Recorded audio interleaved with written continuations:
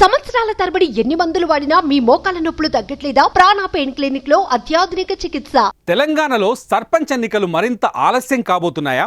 CM Revanth Reddy Lok Sabha ఎన్నికల ప్రచారంలో జూన్లోనే local body ఎన్నికలు జరుపుతామని ప్రకటించిన హామీ అమలు కాదా?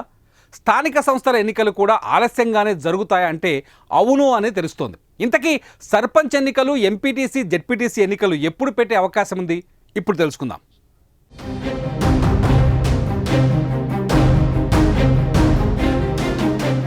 తెలంగాణ రాష్ట్రంలో 2019 కొత్త సంవత్సరం తొలి రోజునే సర్పంచ్ ఎన్నికల నోటిఫికేషన్ జారీ అయింది. జనవరి 21, 25, 30 తేదీల్లో పంచాయతీ ఎన్నికలకు అప్పుడు పోలింగ్ జరిగింది. దీంతో ఈ ఏడాది ఫిబ్రవరి 1 నాటికి సర్పంచ్ల పదవీ కాలం ముగిసింది. అయితే అప్పటికి కొత్తగా ఏర్పడిన కాంగ్రెస్ ప్రభుత్వం అదే ఊపులో వెంటనే సర్పంచ్ ఎన్నికలు జరిపిస్తుందని అందరూ భావించారు. కానీ సమయం సరిపోదు అనుకున్న రేవంత్ సర్కార్ పంచాయతీలకు అధికారులను ఇన్ఛార్జీలుగా నియమించింది.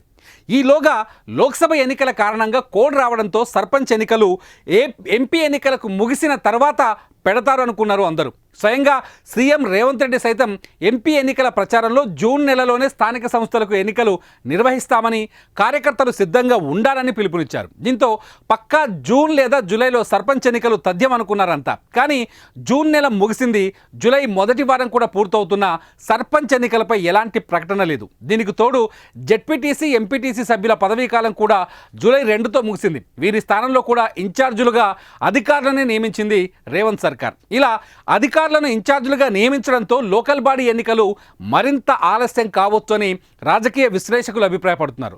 ఇకపోతే సర్పంచ్ ఎన్నికల్లో రిజర్వేషన్లు ప్రభుత్వానికి పెద్ద తలనొప్పిగా మారినట్టు తెలుస్తోంది.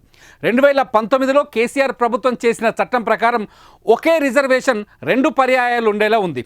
కానీ బీసీ సంఘాలు కోర్టుకెళ్లడంతో బీసీ గణన పూర్తి చేశాకే 2024లో సర్పంచ్ ఎన్నికలు నిర్వహించాలని కోర్టు క్లియర్గా చెప్పింది. అయితే తెలంగాణలో కులగణన చేయాలని ప్రభుత్వం నిర్ణయించింది. ఇందుకు 150 కోట్లు కేటాయించారు.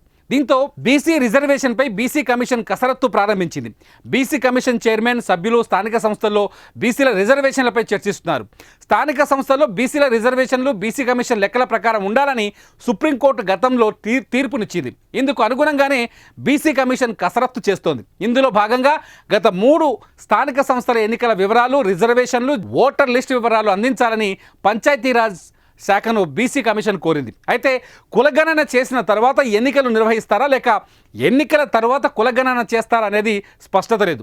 గతంలో తెలంగాణలో సమగ్ర కుటుంబ సర్వే నిర్వహించారు. ఇది ఒక్క రోజులోనే పూర్తి చేశారు.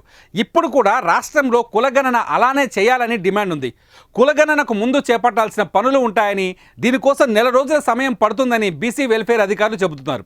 కులగణన కోసం నోడల్ ఏజెన్సీల ఎంపిక, ఆల్ పార్టీ మీటింగ్, ప్రజా సంఘాలతో మీటింగ్, మేధావులు అభిప్రాయాలు కూడా తీసుకోవాలని వారు చెబుతున్నారు. రాష్ట్రంలోని బీసీ లెక్కలు తేలకపోవడంతో ఎన్నికలకు మరింత సమయం పట్టొచ్చని భావిస్తున్నారు. ఏది ఏమైనా ఏ విషయం అనేది ప్రభుత్వం ప్రకటన చేస్తే బాగుంటుందంటున్నారు తెలంగాణ ప్రజానీకం అంతా. చూద్దాం ప్రభుత్వం ఎలా స్పందిస్తుందో.